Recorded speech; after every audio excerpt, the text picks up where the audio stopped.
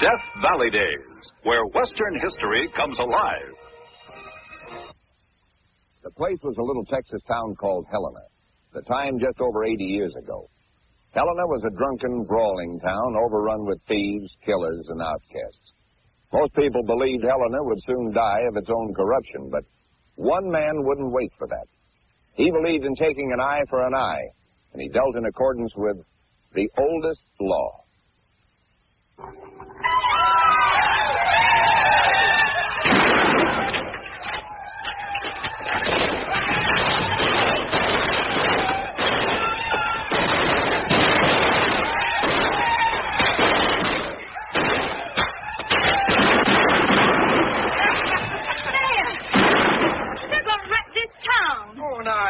It isn't every day the railroad comes through town. It calls for a little celebration. The store window just got broke. Yeah, so it did. Now you buy a new piece of glass and stick it in there. They're not going to do anything. These folks live here too, you know. They hide out here. When they're not robbing banks, they're killing people. Oh, now, it ain't fitting for me to ask them what they do.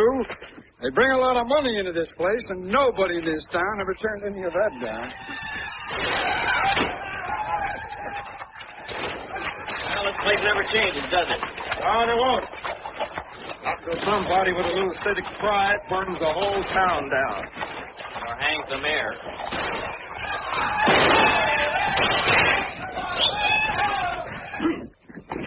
Colonel Butler. Mr. Kimberly? Have you ever seen anything like this before? No, I can't say that I have. But just what do you people expect? What do you mean by that?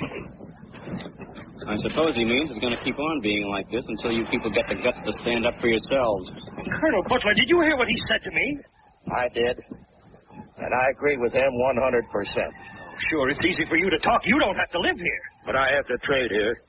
And the only difference is, I'm not scared of Ackerson, and you are. Colonel Butler, I don't think you understand what's happening to Helena. I do indeed.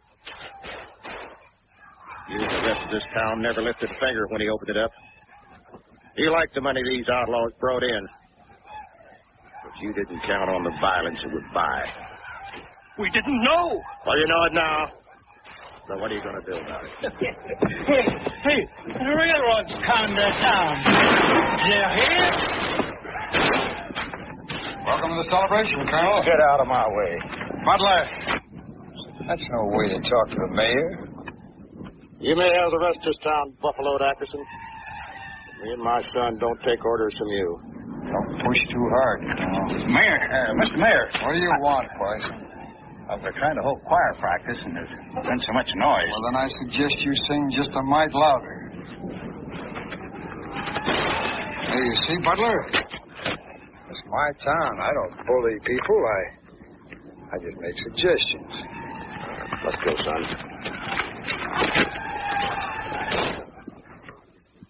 I'll have the trace leather ready in a week, Colonel. Maybe longer on a week. Much obliged, Ed. Say, things seem to be getting kind of rough around town. Every week, 2 or 3 more outlaws or gunfighters arrive, Colonel. Anybody inclined to do anything about it? There's too many of them to do much. Joe Sims tried 2 weeks ago. He told Ackerson he was through paying protection money. He's dead now. I've got a wife and daughter.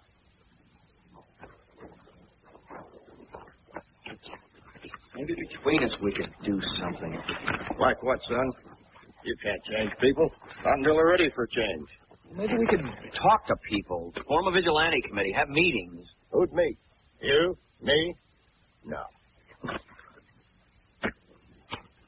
Maybe I can do something. I'll call Ackerson out in the street and show him up for what he is. Emmett, you remember what I told you on your 14th birthday? Yes, sir. You said that you'd never give me any advice I didn't ask for. Yep. Well, sir, what do you think? Should I call him out? Nope. Because it's hot-headed and stupid. Yep. You're right. I just thought it'd be a good idea at the time. It was a good idea, boy. And I'd have been disappointed if you hadn't thought of it.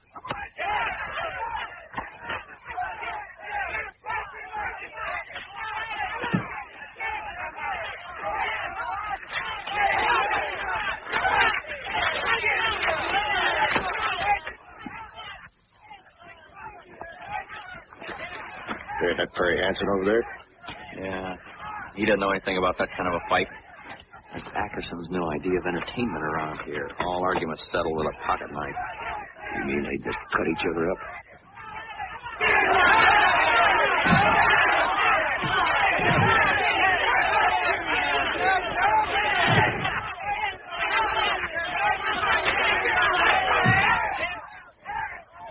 Fight, it's a slaughter.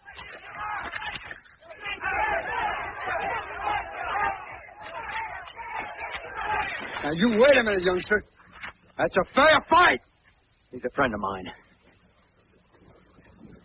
You taking his side? You call it whatever you want.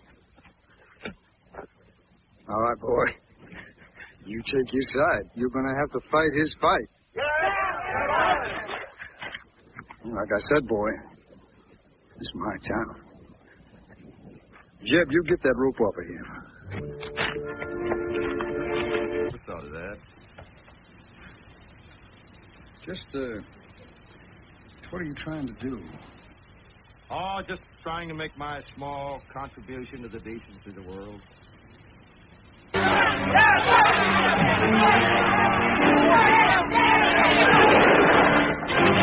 That'll be all.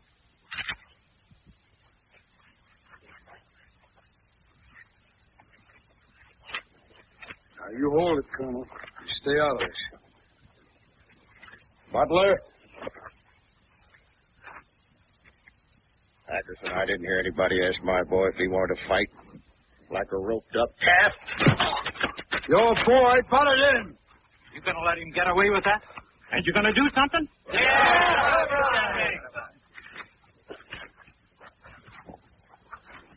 Butler, I told you to stay out of this. They're going to finish this fight.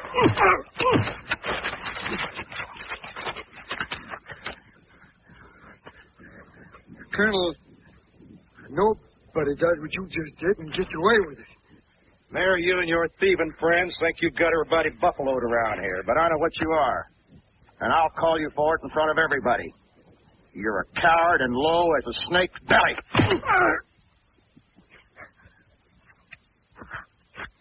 Come on, son.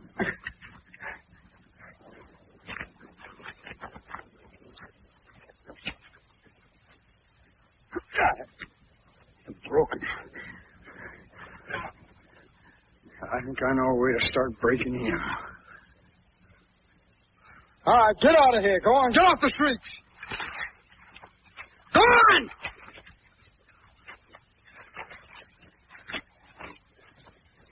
Sorry for jumping in on you back there, Emmett. Maybe you could handle it, but then, Oh, listen, Pa. I was in over my head. Well, you made a stand. Proud of you for that. Thanks, Pa. Let's go.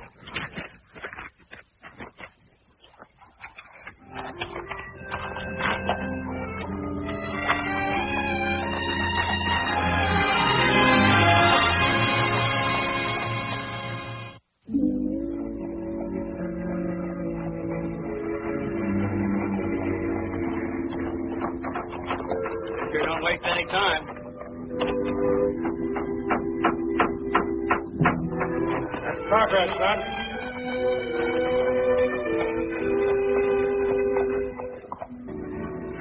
See Ackerson?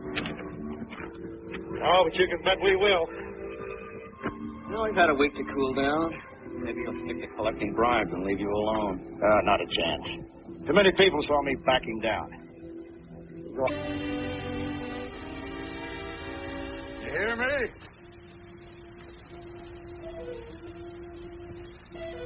Funny.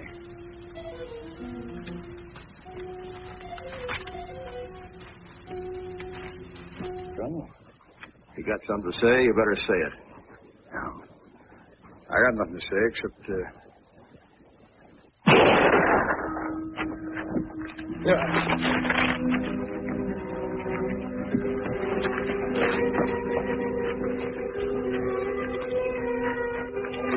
Hold on.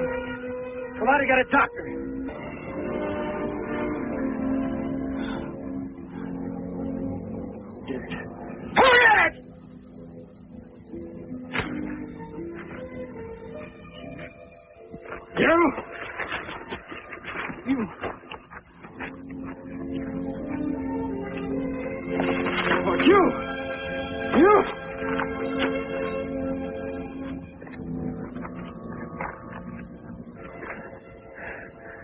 Ackerson, if you had anything to do with this.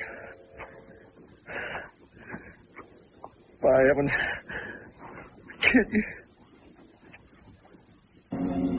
Alma? Morning, Colonel. Will you help me? I gotta live here. That ain't no answer, Elma. You fight him, Colonel. Try to change things. You don't last long. This store ain't much. That's all I got.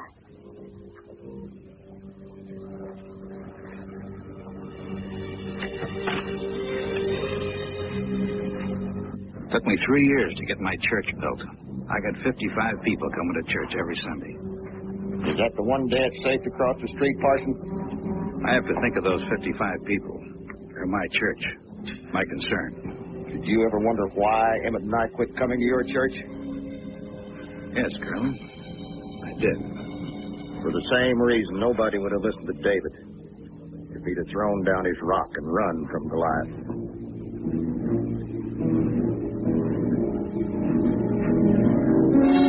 Colonel, I could get into serious trouble if I'm even seen talking to you. Kimberly, you're a pitiful excuse for a man. Sure, Ed, sure. I know how it is. If anyone would help, I would. He'd have his men after my wife and kid. I know he would, Colonel.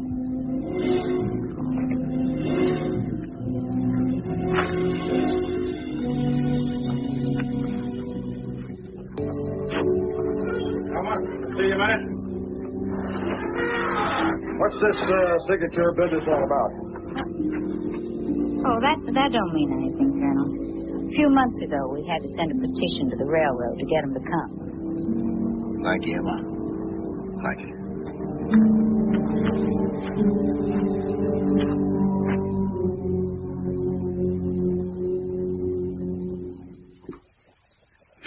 Well, we always welcome local interest in the railroad, Colonel Butler. Oh, I should be quite proud. I don't live there, Mr. Dixon. I'm a rancher. Oh. Well, then it should mean more to you. Yes, your stock will get to market much quicker. I understand the town petitioned the railroad. Is that right? Yes, sir. Is that why you decided to run the tracks through here? One of the reasons. Meaning that you could have planned them for someplace else.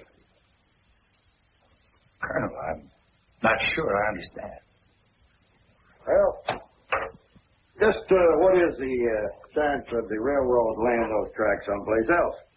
Why not? As a matter of fact, our surveyors are starting to check the right-of-ways in 2 days.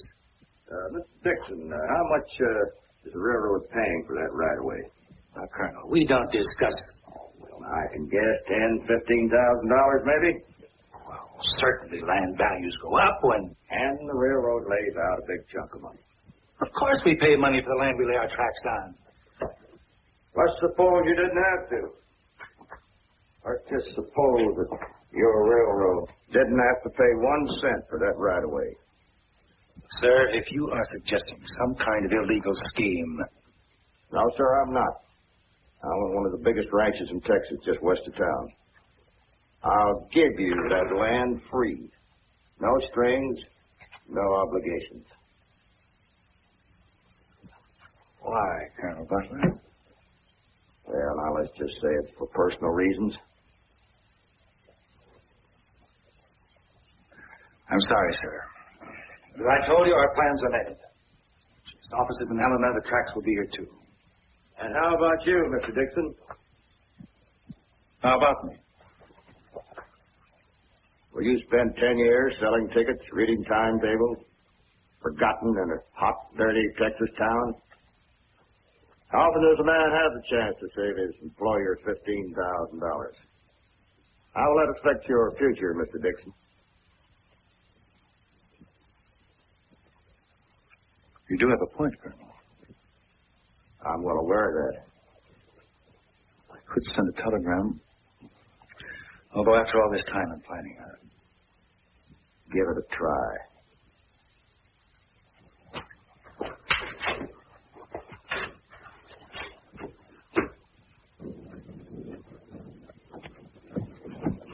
Colonel Butler. Why, good afternoon, Mr. Mayor. You can't do it. really don't know what you're talking about. I'm talking about you offering your land free to the railroad. That's interesting. So you own the man at the telegraph office, too, huh? I never thought of that.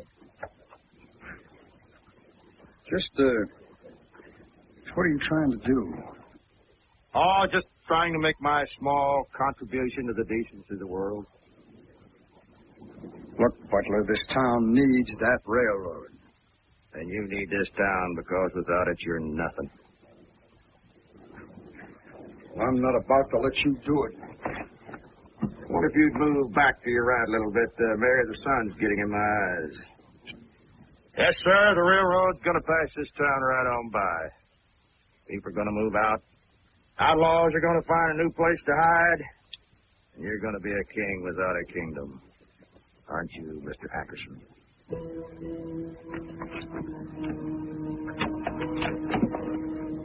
Little something I made for you. A grave marker that you can carry in your pocket.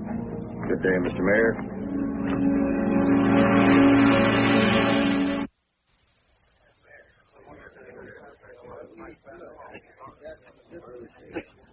All right, quiet down. Telegram's due from the railroad almost any minute. Now, if they accept the offer of the colonel's land, well, you live here. You decide what ought to be done about it. Just remember, it's your town and there's a man here trying to kill it. Trying to hurt every one of you. He's got no call to do it.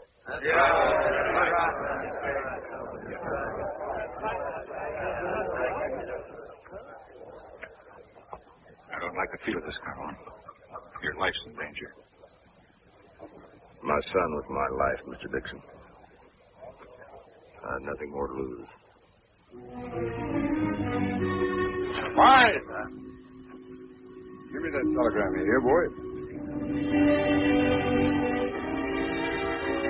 You hear me?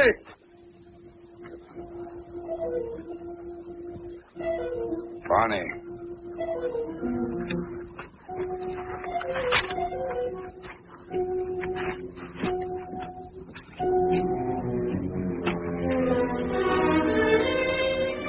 Took him up on it. The railroad ain't coming through here. Well, it's your town. You do what you feel like doing. There ain't no sneaking out of this one, Colonel. All right, boys, go on. Go on, give him what he deserves. Let's see you try running scared, Butler. Let's see you try dodging a few bullets.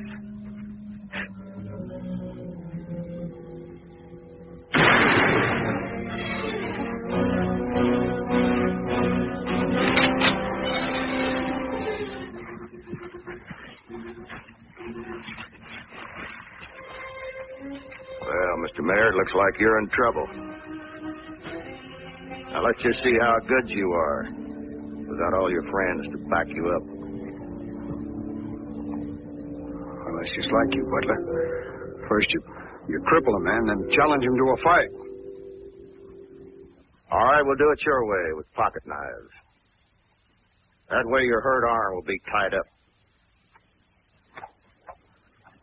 Martin, Get some rope. I'll fight you, Butler. Hurt arm and all. And I'll take you.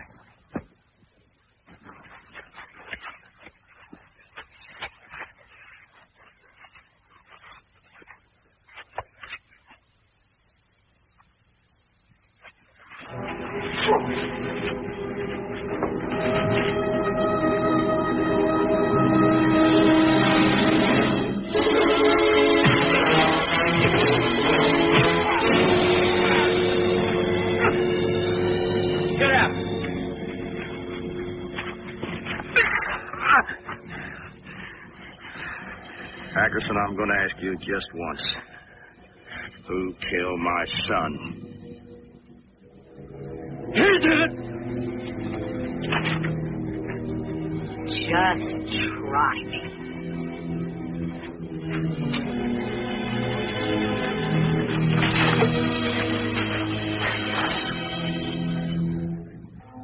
This is a man that you've all been scared of. Now take a good look at him. Judge for yourself.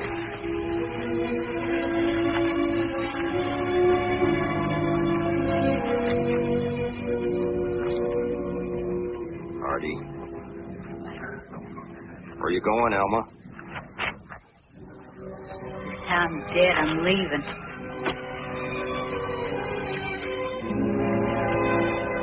Wages of sin, Mr. Mayor.